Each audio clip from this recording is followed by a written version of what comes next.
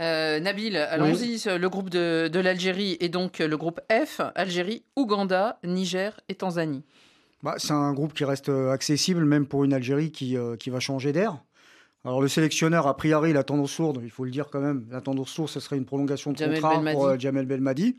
Ce qui est plutôt pour moi intelligent, même s'il va y avoir des difficultés, mais avoir de la stabilité, c'est bien. Avoir de la stabilité en Afrique, c'est bien aussi. Souvent, on dit qu'il y a des changements, voilà, des changements impromptus qui ne résolvent pas toujours.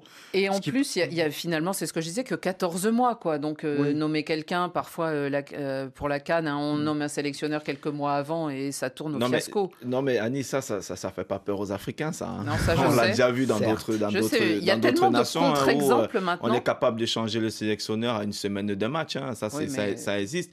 Mais je trouve que déjà ce que l'Algérie fait, c'est fort de reconduire Belmadi à la tête de cette équipe. Ils ont pleinement confiance en lui parce que au vu des différents échecs, parce que c'est un échec. Oui, sur les 3 derniers mois, c'est des échecs. Oui, c'est des échecs. Et il y a matière aujourd'hui à dire que ce sélectionneur, on peut le changer. Ouais. Mais de reconduire Belmadi, c'est une grosse confiance qu'ils mettent en lui. Et pour moi, je pense que c'est bien de le reconduire.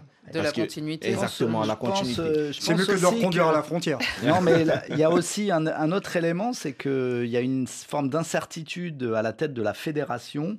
Le président démissionnaire a été nommé par la CAF dans une commission des finances. Il ne va sûrement pas rester. On ne sait pas qui le remplacera. Et ça, ce n'est pas propice à un changement parce qu'en général, le choix d'un sélectionneur, c'est la marque d'un président de fédération. Belmadi, c'était le choix de Keredine Zetchi quand Zetchi avait remplacé Raouraoua. Il voulait Kéros en premier. Il a bien fait de prendre Belmadi. Voilà. Mais bon, en Algérie, c'est un peu l'opinion publique. Mais donc, je pense que c'est effectivement, Nabil a raison, c'est une forme de sagesse de ne pas changer maintenant. Oui. Alors, lui, il fera peut-être des changements dans l'équipe. Par c'est contre, surtout ça qu'on attend Annie maintenant. Exactement. Parce qu'il les connaît bien et il a vu la faillite qui n'est pas que la sienne, bien sûr. Mais Nabil, pardon, je voulais savoir, mais il reste populaire parce qu'il a offert cette Coupe d'Afrique que l'Algérie a tellement attendue et c'était il n'y a pas si longtemps, l'été 2019, donc il reste populaire et soutenu en Algérie.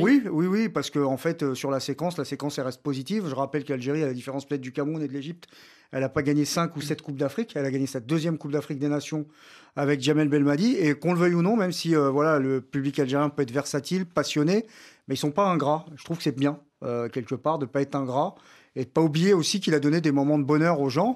Alors maintenant, ça va être un challenge excitant aussi pour lui, une remise en question.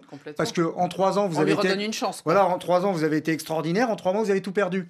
Comment il va se renouveler? Comment lui va se remettre en question? Comment il va régénérer ce groupe?